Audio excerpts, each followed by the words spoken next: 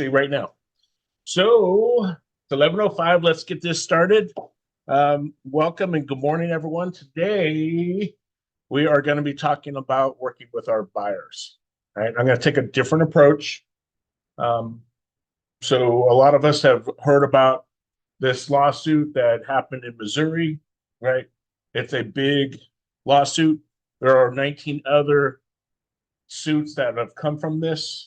And so our industry is in a state of change right now. And so it's really kind of looking at what we're doing and how we're doing it, making sure that our value that we provide to our clients is above and beyond, right? And so one of the great things about being a real estate professional is that in this industry right now, you are independent contractors. It means you are the CEO of your own business, right? You get to choose how you want to do your business. You get to choose essentially how you structure it. And you know, do you want to be a top tier? Do you want to be bottom tier? Do you want to be middle tier? What's your goals, objectives? That's all really set on the individual. From a brokerage standpoint, we have some expectations that we have levied, and okay, to do business here, this is what we expect, right? But the individual gets to choose exactly how they're going to do this. So we're going to talk about that. But this is an affirmation, but it's also, I think, very, very true. My compensation is in direct correlation with the value I provide to my clients. Right? Think about it for a second. My compensation, so how I get paid, is in direct correlation with the value I provide. Right? So the better service I provide, it is probably likely that I would get paid in order with that, right? Now, if I provide great service, I should expect a lot of income or compensation. If I provide poor service, the opposite is, or the same is true in the opposite, right? So let's take that one step further. My clients are lucky to work with me because I bring expertise, knowledge, experience, and high-end customer service to them every day, right? So what do I want from a buyer's perspective? Not what do I want to deliver from a real estate perspective, you know, as a professional, but actually, what does my clients need? Think about, put yourself in the customer experience role. You are the customer. What are some of those things that you need as you're doing business? Right. When you go into a department store, like think of the variety of department stores you go into. What is it that either you like or you don't like? Man, what? But what about it? What specifically? What communication? Friendly, right? Knowledgeable, right? Not pushy, but there when you need it, right? Anything else?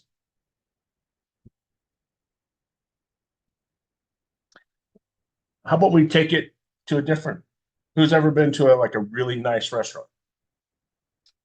Yeah. Who's ever had their crumbs scraped off their, right? That's you've never had that. Yeah. So you go to some restaurants in between after you've had your meal, they'll come and they'll take your plate and they'll take away your crumbs so your area is nice and neat, right? Does that need it? No. Is it nice? Yes. Right. So that's pretty cool.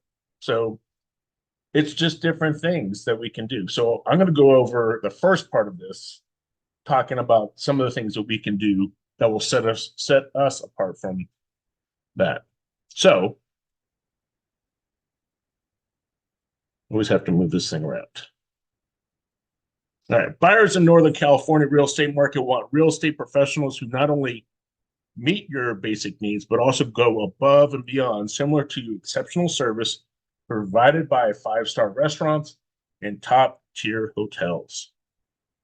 So some of the things we can do to improve our level of service is the understanding and personalization of the service that we do provide. Understanding that the product we provide changes just slightly, right? but each person is different. Would we agree? There's a lot of similarities, but each person is a little different. So if I can do a tailored search for Bree, it may be a little different than Amanda's, right? Because you're not looking for the exact same thing. Like a chef preparing a custom meal, agents should curate properties that match your specific tastes and needs. All right. So it's not, well, I'm guilty of this, is you find a client and you just set them up on a drip and you fire and forget, right? You no longer care about it because I'm sending you properties. That's good, but everyone does that. So what if I handpicked, right? Personal communication, just as a concierge at a luxury hotel, communicate on their preferred channels and times, right? Who likes to be communicated over the phone?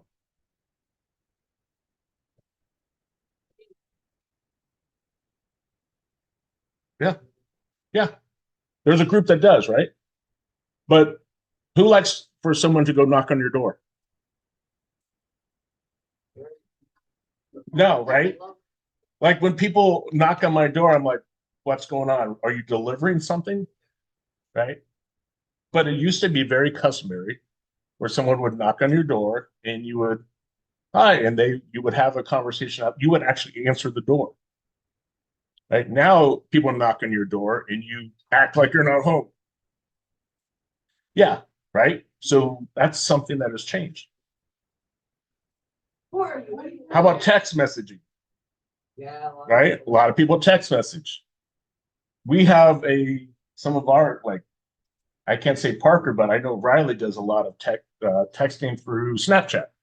So different social media channels, right? Whatever. I mean, if that's the way you communicate, that's the way it is. But finding out the way they want to be communicated with, and then delivering that. Understanding different lifestyle needs. Who knows what a sommelier is? Yeah, wine expert, right? Yeah, so like a sommelier selecting wine, understanding and catering to their lifestyle. So what are they looking for? Right? I have young kids right now. I have animals, right? I like wide open spaces. I don't want to deal with any yard. I'm older, right? I want to be near families. I want to feel safe. All these things are part of our understanding what they're looking for. Right? So we have to somehow figure out how to get this out of it. So am I able to find this out if I'm talking to them? If I'm telling them this all the whole time? Let me rephrase that. What's a better way to find that information?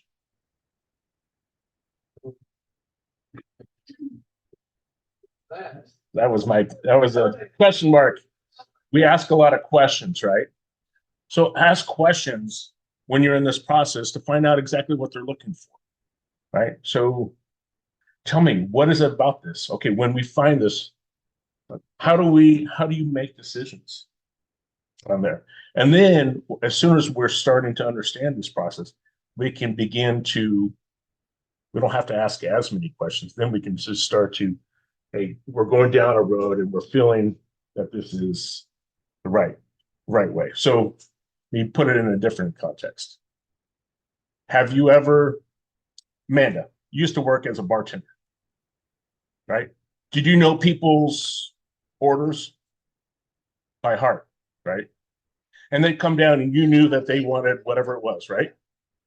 Everything, right? And they kind of actually, it was nice that you knew that, right? In fact, sometimes you probably even knew the name. Yeah, right. And that's a level of service that's not necessarily required, but it feels good. Right. Same is true here. So attention to detail, and that's part of it, right? Dotting I's, crossing T's. If you think about our average or our median sales price right now is 600,000, give or take. That's over $500,000. That's a major investment that someone's going to actually trust you to help them with, right? So It is that we owe a duty to them. Remember that fiduciary duty. We owe a duty to them to provide that level of attention in what it is that we're providing. Responsive communication. Do we have to be available 24/7? No, but we do have to make sure that we're available for them in a specific time, right? And give them outlets where they can communicate and feel like they're being resolved or they're being heard in something we can do. And then provide proactive problem solution solving. So when we look at proactive problem solving, it's I used to say this: is this an issue or a problem? Right? Is there an issue? Because I can solve issues all day. Is this a problem? It may take a couple more minutes, right? So let's be proactive in it. Though I see this thing coming on. Let's here. Who played sports? Okay. So when I'm proactive, I think of being on the balls of my feet, right? Because I can move forward. If I'm reactive, I think I'm on my heels, right? So I have to do something in order to, right? And so I like proactive because I can spring into something and be, my first piece is moving towards whatever it is I need to do, right? Rather than being reactive. Are we always proactive? No, sometimes we get hit between the eyes, right? And we'll react. But the more we're aware, the more knowledge we have, the ability for us to really work through that helps. Market knowledge. This is one of the easiest things you can do starting out is develop market knowledge because it takes just you understanding what's going on, what's active, what's pending, what's sold, going out and viewing properties today. You don't have to have a client right now to have market knowledge, right? You can do this right now. So deep knowledge of the local market. So for instance, this street, I know I could sell your home for $550,000, but we go across this park and it's either up or down based off of a specific area, right? And there's specific areas inside of Vacaville that is true, right? There's specific areas in every town that is true, right? Zillow can't determine that. That's what sets you apart from Zillow, right? Is that local specific knowledge. Because all Zillow sees is property for sale, right? And if I'm doing an automated valuation, this is 300,000. Well, this must be 350,000, right? So that's where we can do it. Insight into future developments. We can go into our city planning. We can go into our county planning, and just understand what's coming in front of us. So, for instance, Lagoon Valley, right? That development is happening. That's going to be continuing to be happening, right? Out in Lagoon Valley. We have developments out, in North Station. We have developments out Brighton Landing, that whole leisure town area, right? All the way to the freeway, right? We're creeping into Elmira.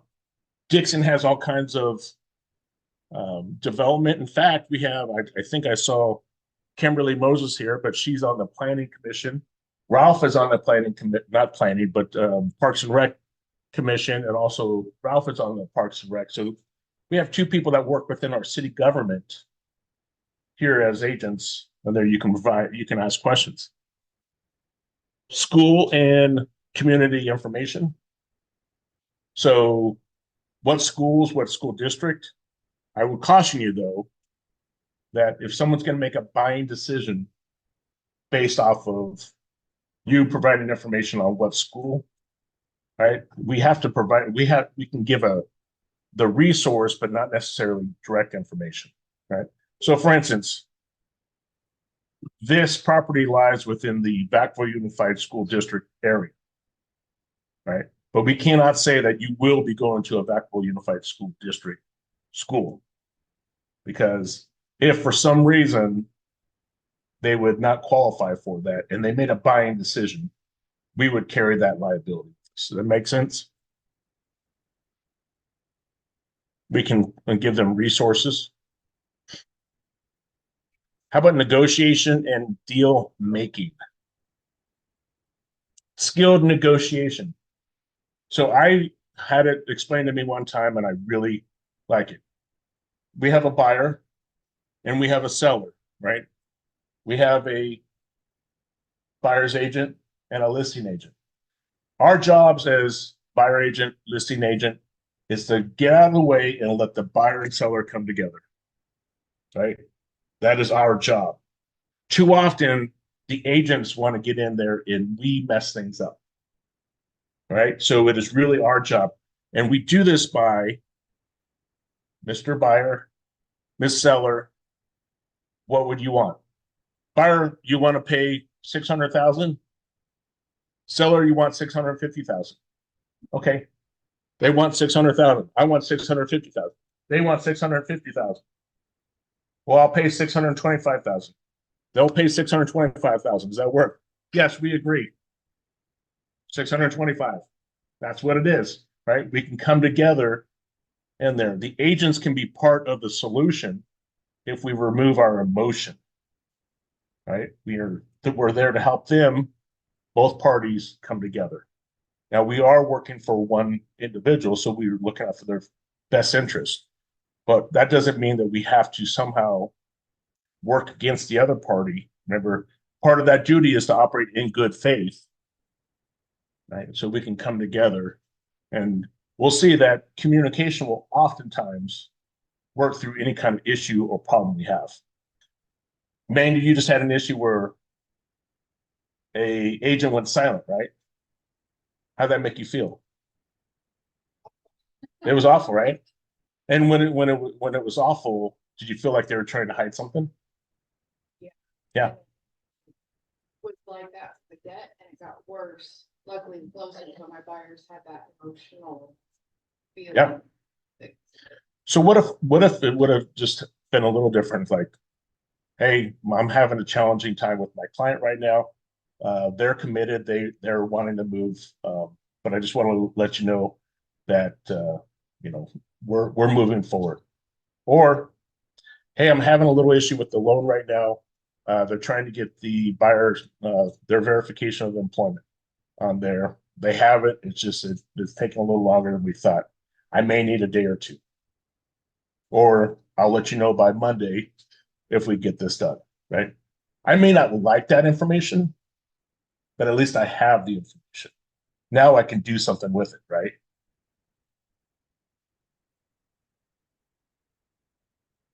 Technology and tools. So we have so many different things available to us today, right? So it's not only going forward and showing the home, well, this is the family room, this is the bedroom, this is the bathroom. How do you like the kitchen, right? Well, how about this hallway, right? We have that, but now we have other things that are available. We have virtual tours, we have floor plans, we have augmented reality with staging, right? We can do all kinds of, hey, I hate this. I hate this bedroom right now. This blue carpet is atrocious. Okay. What if I went back? They love the house, hate the carpet. What if I went back, I took that picture, I had it changed, and now I had a redesign on that without that blue carpet. Wow. Well, that's stuff that's available to us right now. We can do that. And you talk about providing an extra level of service on there. Sometimes we just cannot make the mental leap to do that. Data-driven insights, so analytics. That's why I recommend just staying. You don't have to be in it every single day because it's not going to change every single day. But refer back to the analytics because part of your clients are going to want hard facts, right? Hard facts are generally historical. So we can go with statistics about months of inventory, average pricing, median pricing, days on market, right? All those different things. We can help them in making buying and or selling decisions. Online documents management, we already have that with SkySlope, but we can also share things in different ways that we've never been able to share before. How about after the sale? So do you know that 3 out of 4 clients never, or so agents never talk to their client after the sale? 3 out of 4. 75% never talk to their client again after the sale. What does that mean to me? Well, if I do a transaction and I stay in, so I do a transaction, I'm the listing agent, there's a buyer agent. If I stay in contact with my client, right, I'll generally continue that service. But if 3 out of 4 times that buyer's agent's not going to communicate with that client, is that now another opportunity for me to get another client? And everyone else that they know, right? If we just provide excellent service, right? So what are we doing? How are we doing that? Sending out, just like check-ins, like, hey, how you doing? Like, whatever is small information, you know, how's the dog, kids, or even just like, I was thinking of sending like, oh, happy, but taco of the day or whatever. Yeah. Like just small things to let them know that they're on, That that they're on top of mind, right? How about this? I just get done with a transaction, right? I worked with buyer, right? Or let's just say I worked with seller. I worked with seller, and now we just got done with a transaction. Hey, congratulations, because there's no longer any agency after the transaction. Hey, congratulations on the purchase on there. Just want to let you know that if you have any issues or questions, I'd be more than happy to help you out.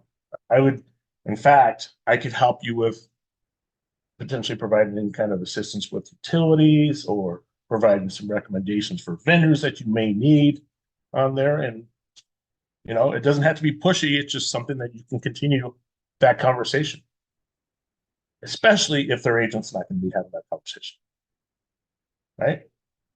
Now you just put them and checking in. It's been 1 year anniversary. How are you liking your house? Right? Their agent isn't doing that. Another way. Is there anything ethically wrong with that? No, not at all. Not at all. So easy of the hardship we had during the transaction. Yeah. I was like, I mean, they already want to have, they plan on 3 to 5 years making a move again. So I was like, we need to go home.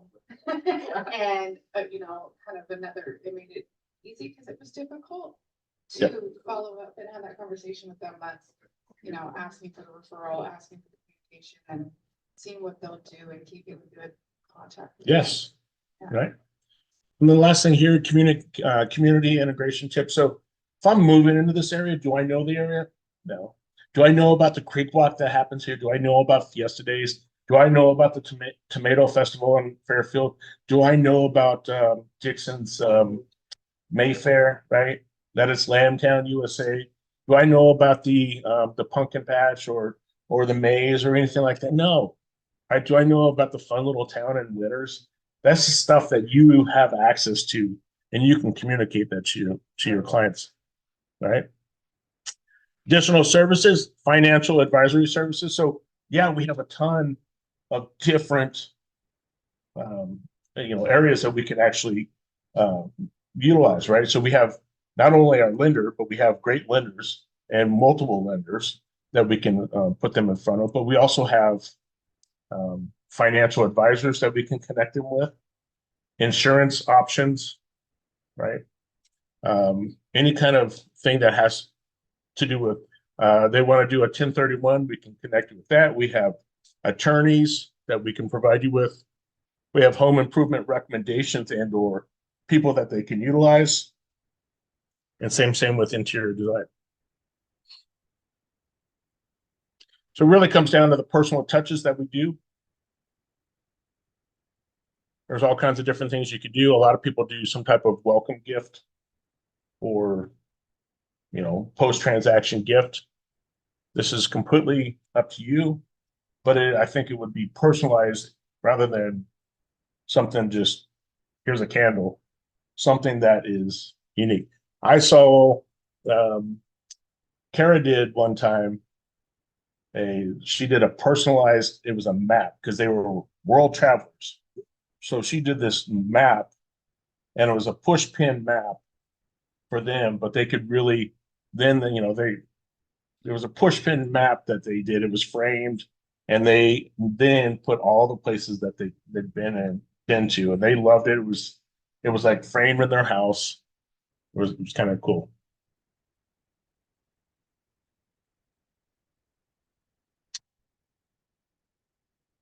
Accessibility and convenience. So flexible scheduling, right? Accommodating their schedule. Transportation. This is something I think more of the past, but still, if they're new to the area, that may be something to consider.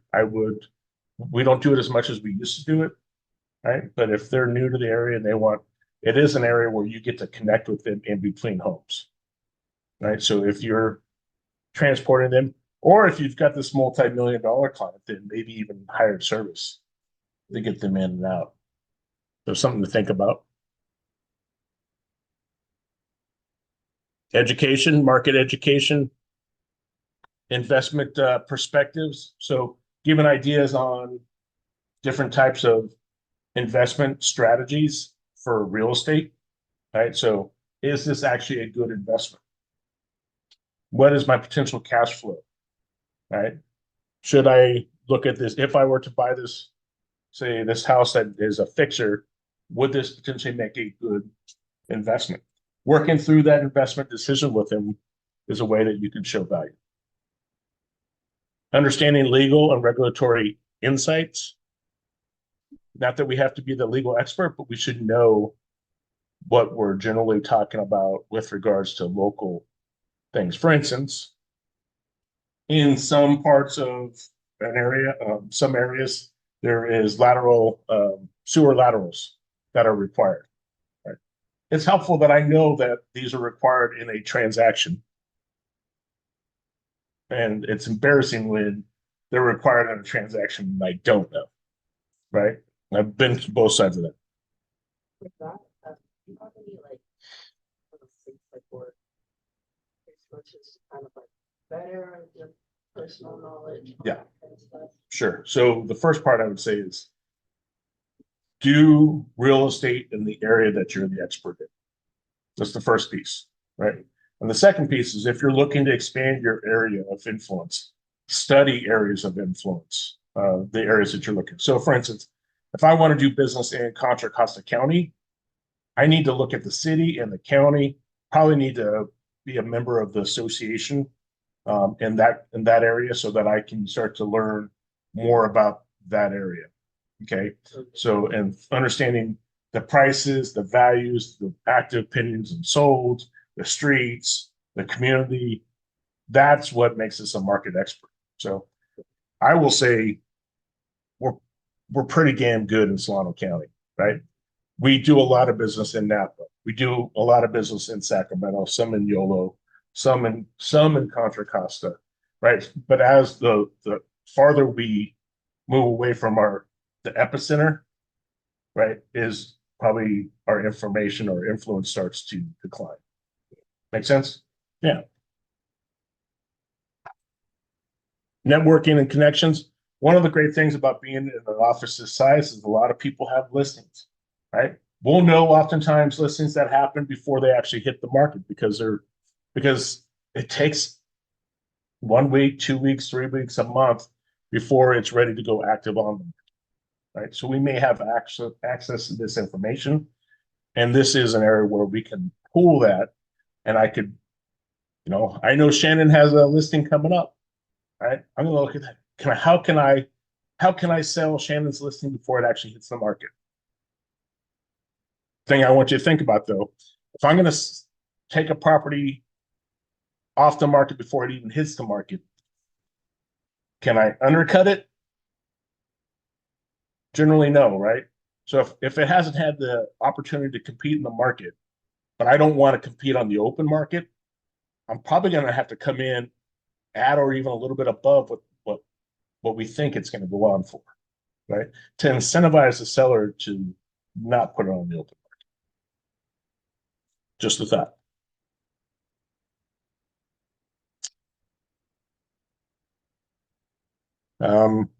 Leveraging industry context for your benefit. We utilize the Chamber of Commerce. We utilize different banks. We are involved with all kinds of different organizations. I think that has helped us grow. I mean, we've been involved with everything from the Boys and Girls Club to Opportunity House to Downtown Business Improvement District, Chamber of Commerce, NSCAR, Barry's, Police Foundation. There's so many different things that we have in front of us or available to us. Emotional support. So Amanda, on your last transaction, did you provide any emotional support for your clients?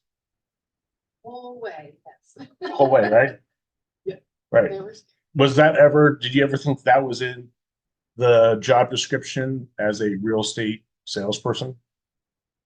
too, because I bought my house last year, so I really empathized and I knew enough about the market and what goes on in the transaction. And I freaked out the whole 30 days and I was like, oh, this is a big deal. So I kind of on that buyer side really got to give them the TLC. Got it. So here's what I like, and here's what I visualize. Who's ever heard a pilot talking on the radio? Mm. Good. Anyone ever hear pilot talk? Like, oh, we got some turbulence, like. Yes, but ladies and gentlemen, we're at 30,000 feet. We've got some slight turbulence coming up there. Please fasten your seatbelts. And it could be the wings are about to fall off. Ladies and gentlemen, please, we've got some slight turbulence and please buckle your seat. The entire time it's the exact same, right? So when I was in Iraq, I was a company commander, infantry on the ground, getting shot at, right? It was very, there's an opportunity there to freak out. But when you freak out, what happens? Everyone freaks out, right? So I would have to go 2-5, this is Fox 6. I'm in direct contact to the north and we're engaging, we'll report out. Boom. And now we go and do our business, right? But it's the continual making sure we're in control of the situation. I'll let you know if we need some help, right? And we're coming through this. And this is our job, really, for our clients, is to provide that emotional support and let them know that, hey, we are the person who's going to help them get to the other side.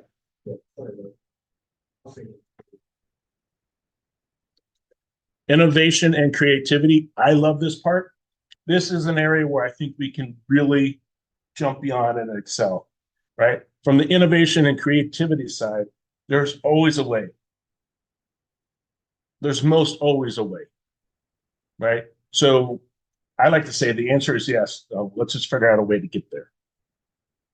Because, and also I hate the word no. I don't hate it, but I don't like to hear that word because that sometimes means that we're stopping, right? I want to go, okay, the answer is yes, but you're going to have to do these things. And I may choose not to do, right? But okay, here's the pathway to get there. Is it worth it? Let's continue going through this part. So creative financing. They don't qualify for this. Is there any other options? Well, we could. I'm looking at Vacaville and I want to pay $450,000 for a home. Probably not going to happen for a single family, right? Probably just not going to happen with the way prices are today. But if I'm able to go 50 to 60 miles of 505, I can go to Williams and probably find that house, right? I could maybe go to Esparto and find that house, right? I can go different, so I can change my geographic area if I'm willing to do that. That may be one way. Maybe there's seller financing options. Maybe there's different options that I can talk to, different programs, right? How do I make myself available to that knowledge? Unique open houses. So oftentimes we think open house Saturday or Sunday from 11 to 1, 12 to 3, whatever that is. But what if I did a pop-up Wednesday from 5 to 7, right? What if I did a wine and cheese from Thursday night on your way home? Or what if I did a on your, it's near a busy downtown area. Come in and stop for from 11 to 1 for a open house and grab a bite, right? So different ideas that become open if I'm open to the idea. Now, open houses help sell the home, but also to help bring clients, right? In fact, how many people can buy an open house? Just one, right? There's only one person. If I had 100 people come through that open house, only one person can buy it.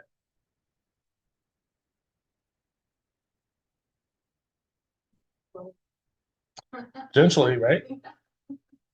Safety and security. Now, I'm big on safety and security. I think that's something that I'm always thinking about, but from agents, that's our job to think about it, number one, for ourselves, but two, for our clients, right? So not only personal safety and security, but also our data, right? Is our data being attacked more than we've ever seen before in our, right? Yeah. And how can we provide this? So it's not that we have to be the person who's providing it, but making sure that, especially from people who have not grown up inside of the tech world, right? So, like for instance, my age group, my first, I'd say it used to be half, but not anymore. The first part of my life was without technology, right? The last 2/3 of it, I guess, have been with technology. So we have a blend, but my dad, he's like, computers are a fad, I don't want to learn that thing, right? He doesn't text message, right? So they're his age group, right? And you have some people who have, that's all they've ever known. You get a little 4-year-old right now will fly through an iPad faster than any of us, and because that's all they've ever known.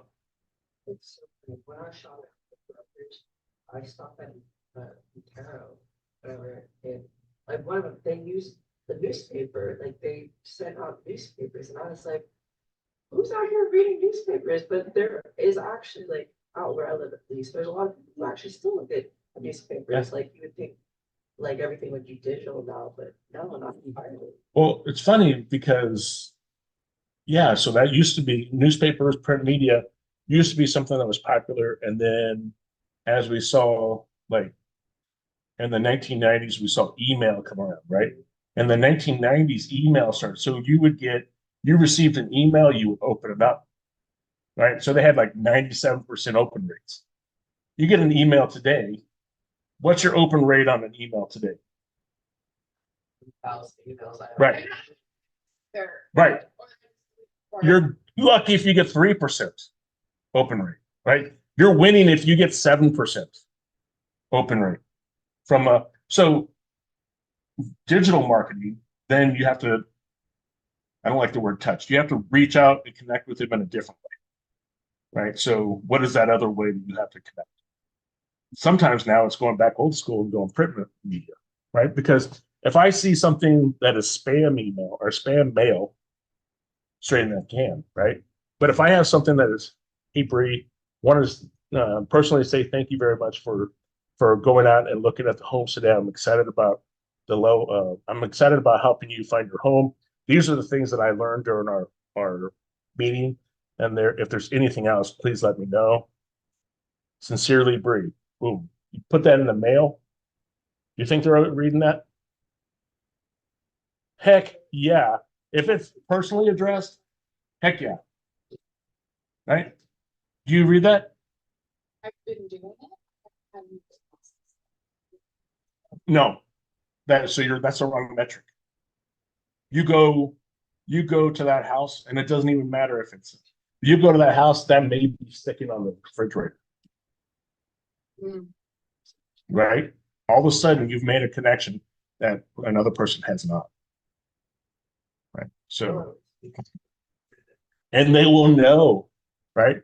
Oh, wow, they took the time. Like, I see sometimes there will be like, Title does this a lot. It'll be the automated signatures. Happy birthday. Throw it away. Thank you very much, right? But hey, Ed, thank you very much for the last transaction. It's a pleasure to be with you, Malika. Boom. Wow, that's very nice. Thank you, Malika. Specialized knowledge. Historical property. Okay. If in some areas have some type of historical areas, for instance, Sheila has 301 Buck right now. That property was built in the 1800s. It is a registered property in the historical archives or whatever it is. And so, yeah, there's more to know about that home. I think more and more sustainability, more and more tech is coming into our homes and being part of every single part of it. Alexa, turn on the lights. Alexa, turn off the lights. Alexa, turn on the music, right?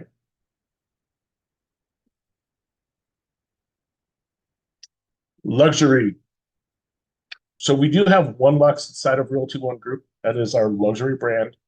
But some of our luxury clients, they shop different, right? They shop different. It's just, hey, for whatever it is, I want this. So I want this. I want this feel. I want this experience. Or, I make X amount of dollars a year. I just don't have time, or I don't want to spend the time doing this, and so I want this level of service provided, and they're willing to pay for it. Okay. So if I have a median price at 600,000 and I'm special at 1.5 million on there, that may be a little bit of a different feel between two clients. Totally okay. Some of my luxury clients may not want, everyone opening into my house. I want to see that you have some type of pre-approval or some ability to buy when you're going to walk through my house.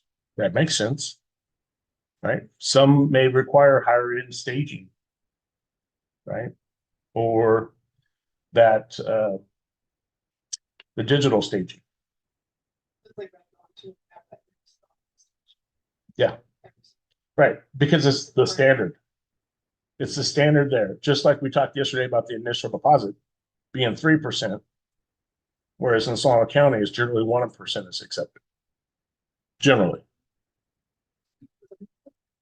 Yeah. Oops. Client focus. So client first approach. So this is one thing. Always putting them in front of whatever it is. So it's a client first. Just like at Realty One Group, you are our clients, right? It is, and we want to do the agent first, right? Agent first focus. So how can we best help you in your business, right? You then to your clients, that is your client, right? And so how can you best serve them? And I use the word serve with very intentional or being very intentional, right? Service, to serve on there and to be of service.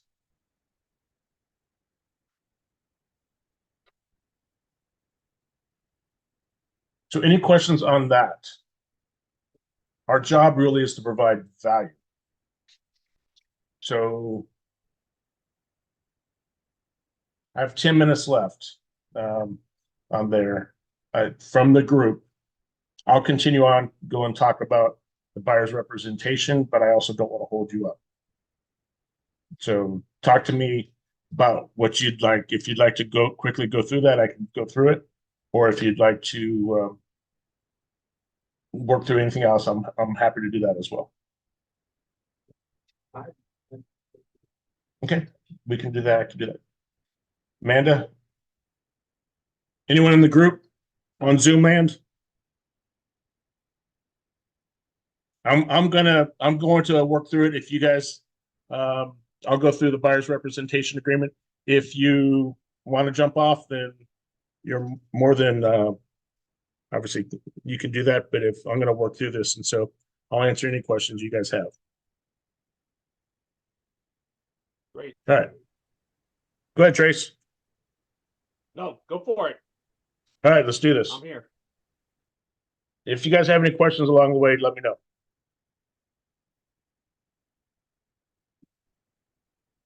All right, so the first thing we're going to talk about is, we talked about providing service. Now, I'm going to get in front of my client, and when I first meet them, we have to somehow provide what level of service they don't know what you do, or at least they think they know what you do, but you have to somehow present this to them in a way that now we're asking to work with them, right? One-on-one. And so what is it that we actually do? How do we get compensated?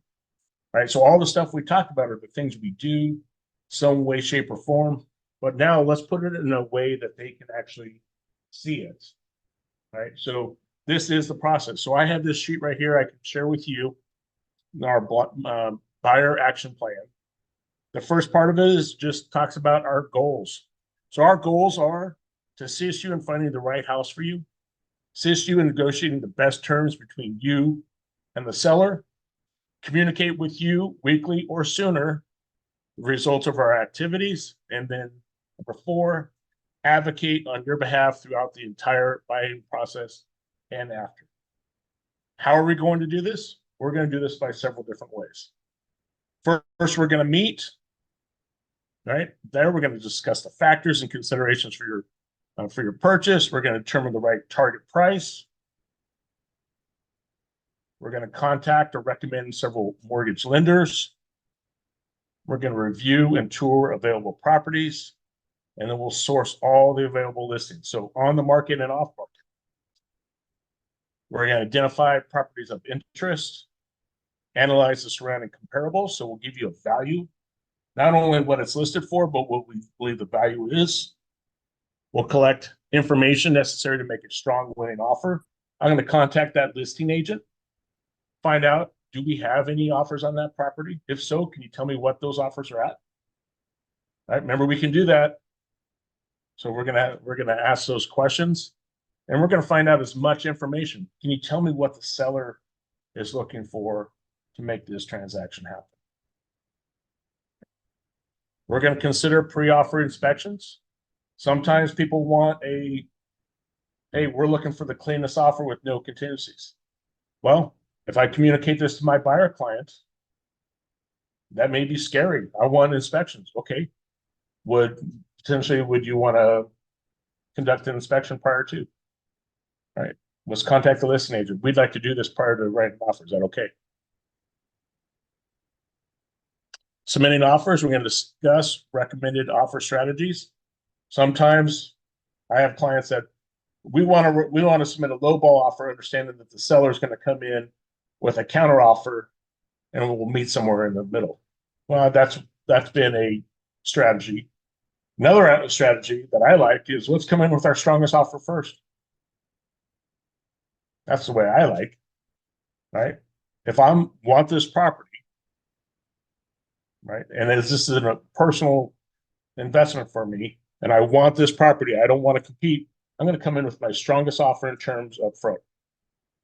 If I'm okay with not getting the property, then I'm going to come in with what I'm comfortable with coming in at. And then negotiate the terms between buyer and seller. And then during escrow, provide that emotional support we talked about. An on-call advisor. Satisfy contingencies, the contingencies in the inspection process. Review the title report. Review the disclosures and appraisal. Conduct the final walkthrough. And then work with them throughout the entire process. Okay. Just like we talked about yesterday, all these forms are included in the buyer's representation agreement, right? So the agency disclosure, right? Remember, we owe that fiduciary duty to our buyer, just like a seller owes the same fiduciary to their seller, that we owe honest and fair dealings, and that we're going to operate in good faith, and that we disclose all material facts affecting the value or desirability of the property of things that we know or should have known. Fair housing and discrimination advisory. Again, we talked about this yesterday. Cannot discriminate. There's many ways we know we cannot discriminate, and there's other ways that we just don't even know we're discriminating while we're discriminating.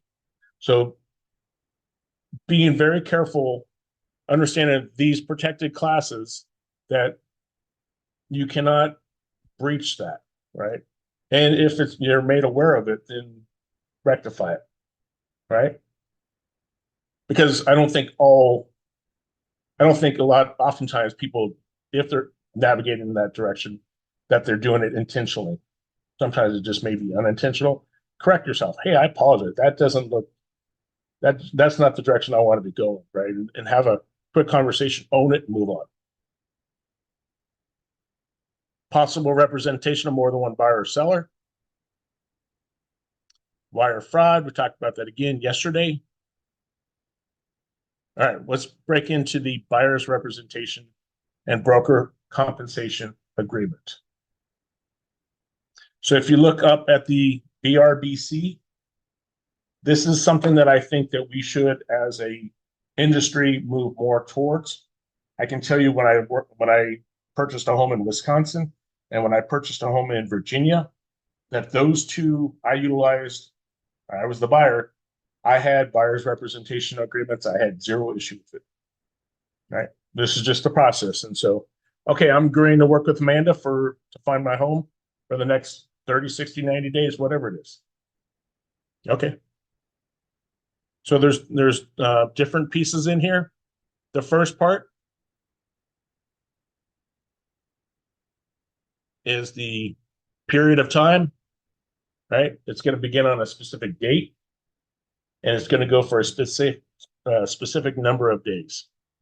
That can be 30, 60, 90, 180. I wouldn't go beyond 365. All right. It's confirming that they don't have any pre-existing agreement. And then paragraph 3, they get into the property to be acquired. So this can be in quite a few different ways. You can go to a location, the greater Sacramento area, but I think that may be more challenging to, if you're contested, to say, well, what is the greater Sacramento area? Does that include Vacaville? I would recommend getting closer to the areas I do serve. Vacaville, Fairfield, or I could say Solano County, Napa County, Sonoma County, Sacramento County, Yolo County, the areas that I'm comfortable with serving, that I have lock boxes that I can access and so forth, right? I can do the cities, I can do the counties, I can do a price range, I can do for a specific property, right? Or I can have a list of properties. Now, you can go broad and on 3A and just do a couple of counties or however that. Yes, you can do your service areas. I wouldn't say your service areas, but I would say you could put the counties that you serve. So for instance, on 3A, I will check counties and I will say Solano, Napa, Sonoma, and I'll include the counties that I serve. Right? But there's from time to time, like I have a buyer's representation agreement right now where I have zero intention to lock them into something. So I just said location I did for this specific property, and I just put the address for the specific property, one property. Okay. No, what is the benefit of just getting that? Well, maybe they don't know you, like you, trust you, right? They're not necessarily committed to you. It's almost like a way to not scare them off in a sense. It could be, right? Yeah. So on the Zillow side, we say generally it's the first showing's free, right? We start going to multiple homes on there, then we should probably have a conversation, right? I'm not in this for free. I do provide a value, right?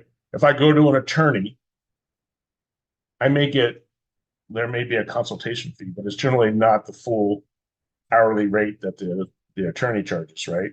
So I can go in there for a half an hour with an attorney and get legal advice and kind of set the stages for that. Yeah, absolutely with a real estate agent as well. Hey, let's come in there. I want to make sure that Bree, that we're a good fit, that I can serve you, and also that we would work well together, right? Let me see. What's the first showing for, would we said like the first showing free, but would we have them sign that before that or after that? Yeah. So from the Zillow side, we generally say, that's why we say the first showing free. We don't want to talk about that upfront, right? Because for that, because they don't know you, they don't like you, they don't trust you. And it's not personal, it's just there's no relationship established. There's no rapport developed, right? And so getting that rapport, we usually will try to get that during that first meeting, that first interaction. And then that's where we can actually go over our process. I'd like to go over our buying process. Is now a good time, right? And if I have an area like at that first house, I'll even do it in the kitchen, not have to, and provide that, or we can bring them back to a different area. I've done it on my car hood before. I've done quite a few different ways to have a presentation. Really depends on the situation and the clients, or maybe it's after this one, but before my second showing. So paragraph 4, we start talking about what it is that we're going to charge. So Realty One Group, what's the great part about our commission structure?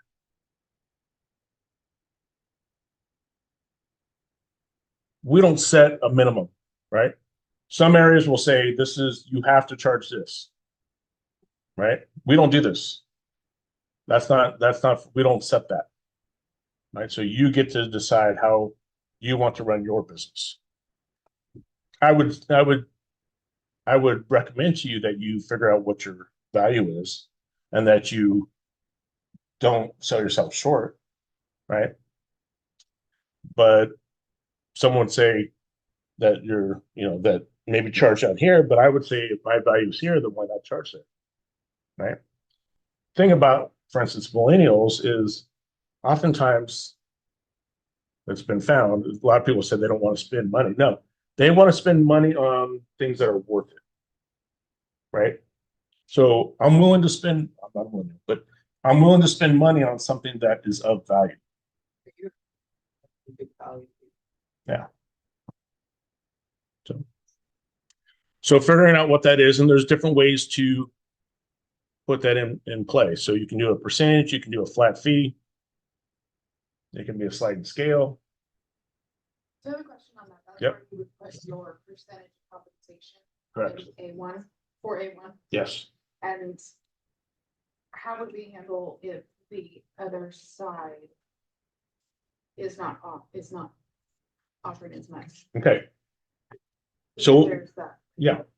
So let's separate those two. All right.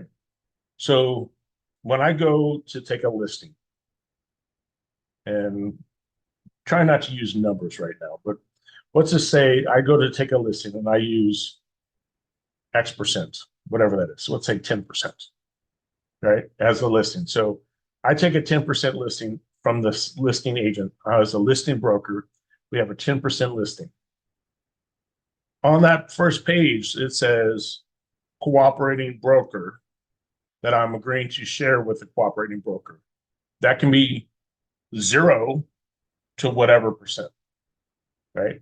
So the seller is paying the listing broker. The listing broker is cooperating with the buyer broker. Okay, whatever that amount is. So that is negotiated. Today it can be up to including 0, right? To whatever. In past, we've generally seen it like equal, or depending on different times, it's a sliding scale. So if you have from the buyer side, if you have a commission that is different than what's being offered, Sometimes it can be over, sometimes it can be under.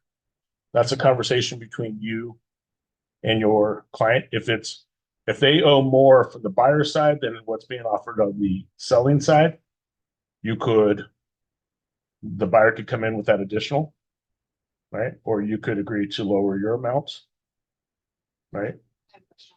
Mhm. Would that need to be in this agreement, or is that like an addendum to the? It's in this agreement. It's already written in. Yep, and I'll get you that. Okay, so broker right to compensation, there's two different forms here, right? So not forms, but broker involvement, non-exclusive, and then 4B2, buyer acquisition, exclusive representation. Right, so I have non-exclusive and exclusive. Right, non-exclusive says, hey, we have an agreement, we're going to work together, right? Bree, we're going to work together. Now, if this isn't working for you, all you have to do is cancel this and give me notice that you're canceling.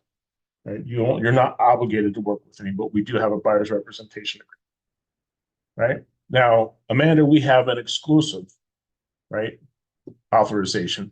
And it says we're going to agree to work together. Now, there's a little bit different when it comes to that exclusive, non-exclusive relationship. There's a little bit more that comes into that play because we have a contract and it is an exclusive representation agreement. Right? So you'll have to give me, for instance, a 30-day notice. I don't have to let you out unless we've agreed to that. Okay.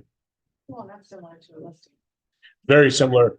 Well, the difference when a listing though is we generally will take exclusive right to sell. So we generally will take the 4B2 for the selling side, exclusive right to sell.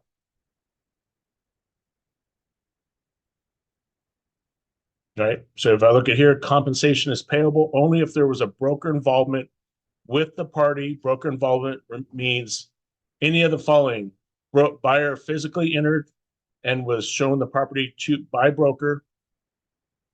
Broker showed the property to buyer virtually. Broker submitted to seller a signed written offer from buyer to acquire, lease, exchange, or obtain an option on the property. The property was introduced to buyer by broker or one for which broker acted on buyer's behalf. However, merely sending buyer a list of properties shall not be deemed broker involvement without documented action on the part of broker analyzing the property for buyer specifically or assisting buyer in the potential acquisition of the property or communicating with seller or seller's agent regarding that. So some type of broker involvement rather than just, I'm going to send you a list. All right. Now, buyer acquisition, exclusive, shall be exclusive and irrevocable. Broker will devote time and resources to assist buyer in finding and acquiring the property in the expectation of being paid for broker services. Broker is entitled to compensation if buyer acquires property during the representation period with or without broker involvement. So I can send you a property and you buy somewhere else, I'm still entitled to that compensation. Different. The first one broker has to have involvement. Second one, broker doesn't have to have involvement. So Yep. what are good ways for us to incentivize the people that we work with to go with the second option? Well, the way I generally will communicate this is so it's really how in your presentation, like you go into a listing presentation, right? And when you go into a listing presentation, you're going to show and provide the value when it comes to what the home is worth, going through what the market is saying, answering any questions and objections that they have, and showing your confidence, right? I would say the same is true from the buyer side. Bree, today we're going to be going over the buyer's presentation. Is that okay? Yeah, great. Well, here is our action plan. This is actually what we do for you. And we're going to go out and find the right property. It may take one, it may take 50, it may take 200 properties. I'm committed to working with you on your behalf. And here are the necessary forms in order for us to work together. It actually means that I'm working on your behalf and directly for you right there. So when and so that's the way I communicate that. And then I'll put this in front of them. If they have questions, I'll answer specifics. But you also assume the sale, right? I'm assuming that you want to work. So I don't know, why would you not want to work with me? Right. And so that's, you come in there with confidence. That here's the other thing I'll say. Do you believe that you can provide excellent value for your clients, that you're looking out for their best interests? Right. Well, I would think that if you said no, we'd have issues, right? Because the fact is that you have to believe yourself first. Otherwise, the vote is, unanimous, right? So if you don't believe in yourself, no one will. If you believe in yourself, others will too, right? Yeah. So then it becomes we have to practice our delivery, our communication, getting better at our responses, right? And that's why role play, right? That's why practicing scripts and dialogues, not to be some master salesperson, but I think of an actor. Who's your favorite actor or actress? Great. Oh, Michael B. Jordan. Michael B. Jordan. Why? He's hot. Okay. But he's a great actor. He killed it as Killmonger. Okay. So he was fantastic. Did he he's good at what he does, or he was good at what he did. Yeah. Right? Phenomenal, right? In fact, he provided and he sold it that he was the Black Panther. Right? Would you agree? Or no? Oh shit. But he's the other one. He's the villain in the. Fuck. But Chadwick Boseman is a great actor too. Yeah, that's what I was thinking. Who's badass? I don't know Michael Jordan. B. Jordan. But Chadwick Boseman is a great actor. He played a lot of different roles. He was Jackie Robinson and Oh, yeah. and 42? Yeah, 42. Yeah. I saw that. Yeah, great actor. So good at what he did, right? And you believed it. Yeah. Cool. Right? That's us. We have to be believable. Right? We do that through practice and getting better at our skills. Oops, let's go back to here. Accounting for payment so on paragraph 4D, accounting for payment to broker by others, right? So this is where, Amanda, you were talking about if the other party is paying, right? Yeah. For C1, Mhm. we need to check that for X amount of time, right? Well, so 4C1 is cancellation. And either buyer or broker may cancel this agreement by giving written notice to the other. This agreement shall be terminated if paragraph 4B1 applies upon receipt of this notice or blank days after receipt, or if paragraph 4B2 applies 30 days after, right? So depending on how that comes into play, 4B1 or 4B2, right? Exclusive or non-exclusive. Yep. Okay. All right. No, that's totally good. Now, 4B2, so if you look at down here though at 4C2, right? They can give you 30-day notice to cancel. Or 4C2, if checked, 4B2 applies and neither party shall have the right to cancel this agreement except by mutual agreement. That makes sense? So the other part is that they can cancel, but they don't have to continue working. They can cancel and provide a 30-day notice, but the terms of the agreement still stand. Right, so it's not time is not up. and they cancel with you that time till the end and there's a transaction made, you're Yes. entitled. That's correct. So down here at 4D though, accounting for payment.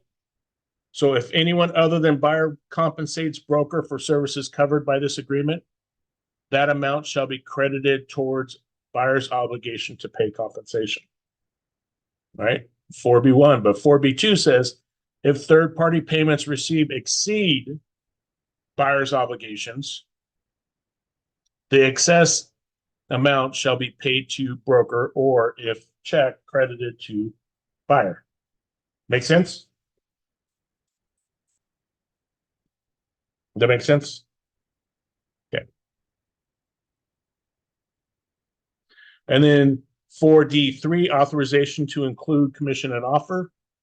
Right? Buyer authorizes or does not authorize broker to include item in buyer's offer obligating seller to broker directly or through escrow for any compensation that buyer owes broker. So you can either include that or not. If what would be the benefits to include it and or not? Their commission in that.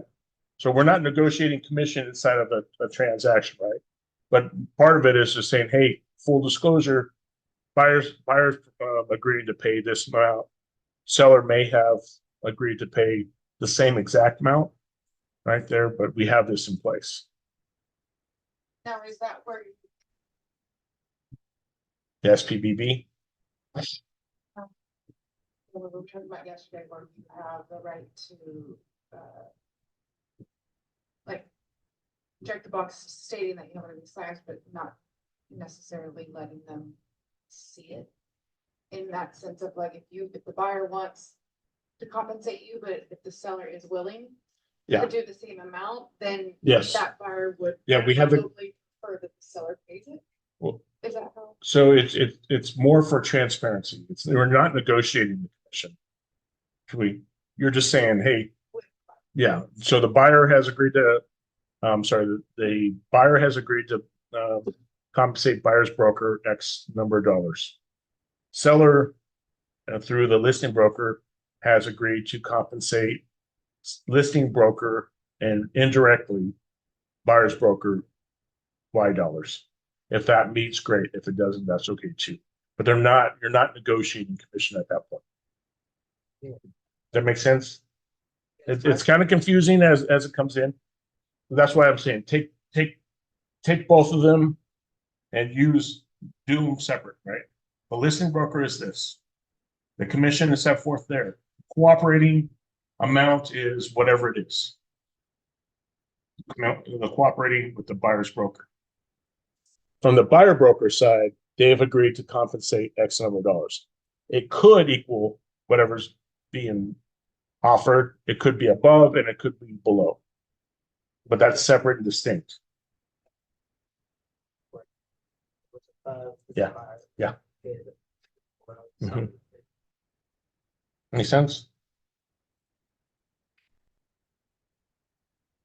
What I think I get tripped up on is that, because this is not saying you're in contract, right? This is just in contract with your buyer, not in contract with the Transaction. Right? No. So I think that's where I'm kind of getting like, maybe. Just like, think of it like a listing agreement. If I have a listing agreement, I have a contract to sell your home. If I have a buyer's representation, I have a contract to help you find a home. Right? And what you find that. If I have a purchase agreement, buyer and seller have an agreement to work through this purchase. So the purchase agreement is between the buyer and seller, right? The agents are not involved. The brokers are not involved with those transactions. We help them where they're representative, but we're not party to that transaction. But we are party to the listing agreement to the seller and the buyer to the buyer's representation or the buyer broker. That's where we are party. Being higher than what the buyers doing is probably not gonna happen very much with life. So. You know what? I don't know how this is going to play out over the next several years on there, but I think it's prudent for us right now to get smart on this, right? To include this as part of our normal everyday conversation. 4E is additional broker right to compensation, just like in a listing agreement. So if you put X number of days down there, I have 180 on this form right here. After the agreement cancels or it's expired, right there, I give them a what's the specific form called? It's NB notice of broker involved properties, NBIP. That then shows, and you provide a list of all the properties that you've shown. Right. NBIP, notice of broker involved properties. No, it's not involved. That's a separate form. Now, you would use that after it expires or if they canceled. 4F is about disclosure of anticipated payments to broker by others. And so when either at the time of showing or at the time of offer, you're going to notice your client, your buyer, that the seller or listing broker is agreeing to cooperate with buyer broker, and this is the amount. So ABCD is anticipated broker compensation disclosure. Or through the MLS nowadays, you can see comp to selling office and whatever that amount is, making sure that your client is aware of that. Before you're looking at it and or before the offer. So it depends on how, if you've checked the box, it'll say prior to showing. Right? And there's two different ways, ABCD or through the MLS or through a cooperating commission agreement or commission agreement. Timing of compensation. There's many ways to get compensated here and not just through closing escrow. If you have a situation where your client is in breach, you may be entitled to commission. So if it comes down to there's some type of default by the buyer, let's have that conversation. Payment will be made through escrow. Talks about our agency relationships. Buyer's obligation, paragraph 7, says the buyer will operate in good faith. Right? That the buyer will obtain personal or obtain financing. Talks about dispute resolution. The other terms. And that's it for this form. It also includes a buyer transactional advisory, a buyer investigation advisory, California Consumer Privacy Act advisory. Here's the notice of broker involved properties. Anticipated broker compensation disclosure. You can also find this on the MLS sheet. Just understand that if you're using the MLS active sheet from that's the agent side, it oftentimes has confidential information, right? How to access the property or buyer or seller's personal information, stuff like that. So just make sure that you can now get the client detail form, which will have the commission amount, and it will exclude the private information.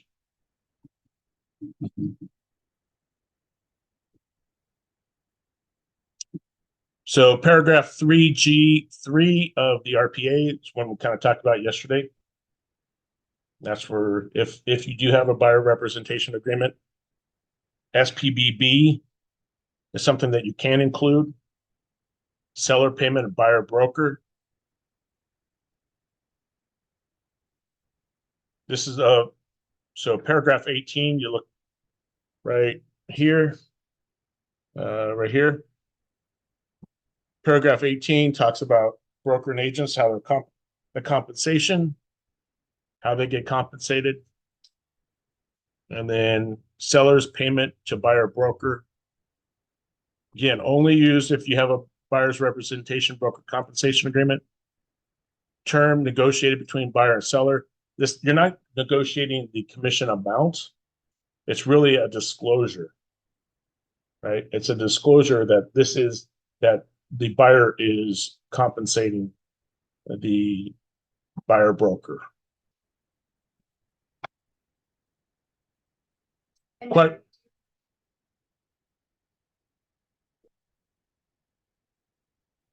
so that's a good question. No, you don't. That I'm aware of. No, it's a newer form that we haven't seen a whole lot of. It was put there in response to this conversation on there, and we feel like this is something that will be beneficial moving forward for full transparency. I think there's probably more to follow on that and how that actually pans out. We have not seen a whole lot of it right now. I've included it. I think full disclosure, though, does more than lack of disclosure. So I like the idea of disclosing that buyers agreeing to compensate, even if it's same amount, right? If I write an offer on a property for my clients, and if they're advertising whatever commission amount, and there's an agreement there, then they should honor that. I think we should also communicate that there's been an offer of compensation on the other side. Yeah, I agree with that, but I agree with that. Just closing the agreement between them and buyer. Because I feel that, and what I keep hearing is that sellers are just getting so savvy of like, oh, we'll just give them 1%, or we don't really care how much, or I feel like if a seller knows more or too much, that they might not be willing or Yeah, so just be careful I don't though. know, something You're viewing like it from the eyes of an agent. Right, so you're viewing it from the eyes of an agent in there when you need to be looking at it from the eyes of your clients. What's in their best interest? Yeah, so you want full transparency for them, right? And then whatever pans out, right? Because that's why we have to continue to show our value to get compensated at a level that's worthwhile, right? Because guess what? If we don't get compensated to a level of worthwhile, probably half the industry goes away. I mean, half the industry goes away, and there's still going to be the number of transactions that are happening, right? So I think that that's the best thing we can do to help, is to really show our own value. All right. And that's what I have. Any questions?